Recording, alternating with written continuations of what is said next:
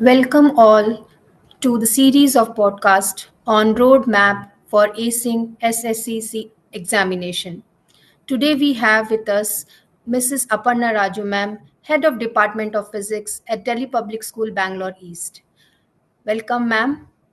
Ma'am comes with a decade of experience of being educator and mentor.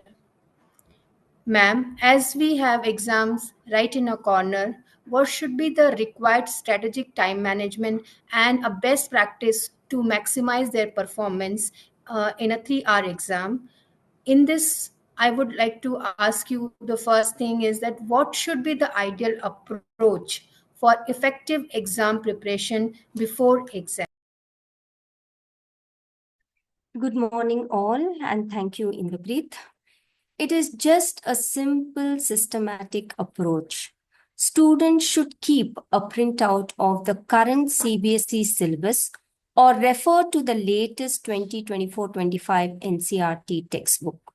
Be thorough with the basic core concepts, that is, derivations and formulas.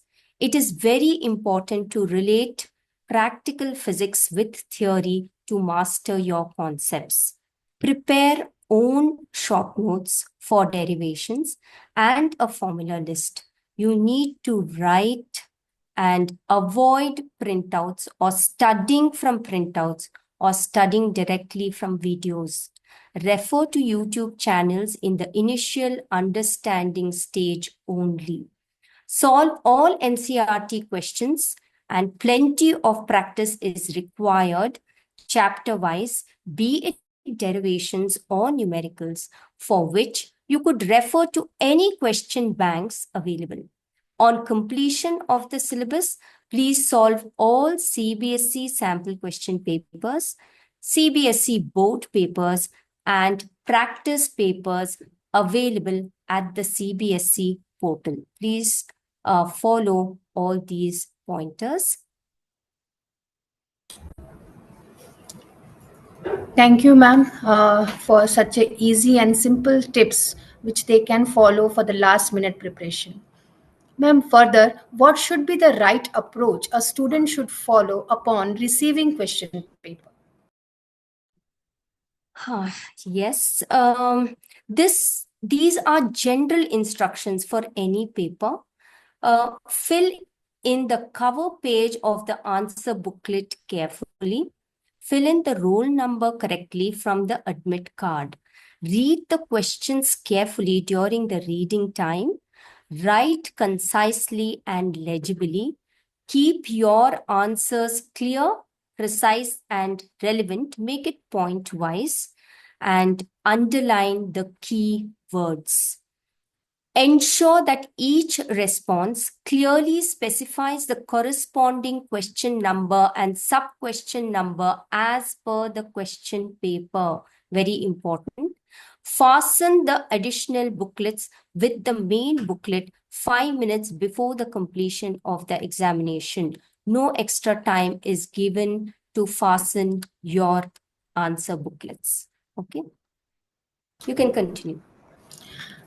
Thank you, ma'am. Definitely, these tips will help them to, manage and plan their paper better. Ma'am, my next question to you is, which section should a student start with when writing exam, and what strategy should be used to approach that section for optimal performance? Yes, I think I will take up the second part of the question first. The strategies for optimal performance common to all sections. Okay. Attempt all questions where there is a choice to be made from two of the given questions. Choose that question where you are confident and sure about the answer. Avoid attempting both. You will be wasting your time. For multiple choice questions, please mention the option and the corresponding answer. This is very important. Please note. Answer all questions from the same section in sequence. If unsure about any question, leave space and return to it later. Do not, shift pages. Like if one part of the question is in page number 20, Please do not write the other part of the paper at the page 25 or 30. So include relevant diagrams or graphs wherever applicable, especially for derivations. Ensure they are clearly labeled. For ray diagrams, use an appropriate scale and indicate the direction of light. Very important. Please don't draw only line segments there. You need to draw rays.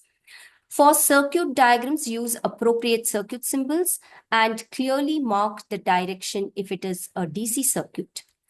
Be very sure with the sign conventions in ray optics and the Kirchhoff's circuital laws. So where students lose a lot of marks. So please be thorough with the sign conventions.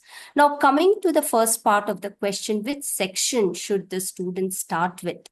Preferably the section which has lengthy answers that could be derivations and diagrams of construction and working. So for grade 12 physics paper, preferably you could start with section E, which comprises of the 5 marker questions. You could continue in the brief. Thank you, ma'am, for the useful tips. Further, I want to ask you, how should student allocate their time effectively for each section within a 3-hour exam? Uh, again, time management is very important. Students generally say that physics paper was very, very lengthy, ma'am. I couldn't complete it. So here are certain guidelines for you. Now,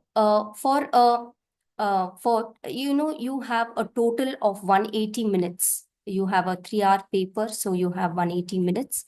So, and you have section-wise weightage also. So depending on how much marks each section is allocated. So on that, you could divide your time. Like for section A, you have 16 marks. So you could allocate approximately 30 minutes. Don't exceed beyond that.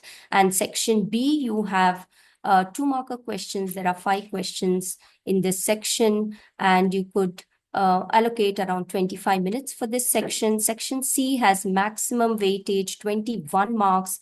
It has 7 questions, each question carrying 3 marks. So maximum time should be allocated for this section around 50 minutes. Section D has case studies, questions, 2 questions, and 8 marks for the entire section. So you could allocate 20 minutes, and section E has 3 5-marker questions. So you could allocate 40 minutes.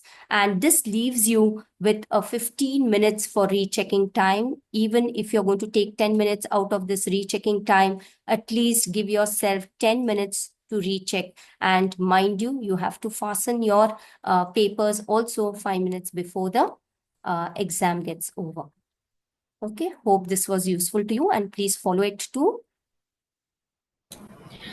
Definitely, ma'am. This is very useful, very precisely the time allotments you have discussed. Ma'am, my last and very important question to you is regarding the numericals as the children panic and do mistakes. What is the correct approach for solving numericals problem in an exam and to ensure the accuracy in result? Students are very scared of this part of the paper where they see the numericals. The first thing is, again, it's only the basic rules that they need to follow. First thing is that they need to read the question very, very carefully. Then clearly list all the given values from the problem statement with standard symbols. Also make a note of what they need to find out or they need to solve in that particular problem given to them. So if required, they can draw a rough diagram to analyze the problem statement. Then they can write the required formulas, the related formula to that particular question. Ensure that all the values are in the same system of units. Yes, this is also very, very important. So generally, yeah, they do try to trick us with the system of units. So please convert all of them to the same system of units. If nothing is mentioned properly in the paper, you could convert all to SI units. And do the conversions before proceeding with the calculations. Substitute the values, perform the calculations, showing all the steps so that you don't make any mistakes there. And finally, you have to write the answers clearly. Your handwriting should be legible, should not look like 5, should not look like 2, and other the numbers should be very, very, very clear. And also write your SI system of units associated with that physical quantity. So hope this was helpful and do follow it. Yes, over to Indrapreet. Yeah. Thank you so much, ma'am, for sharing such a important, precise tips and pointers for them. And definitely, this is going to help them to perform better in physics exam. And all the best to our children. Thank you, Yeah. ma'am. Thank you, Delhi Public School, Bangalore East, and best wishes to all students.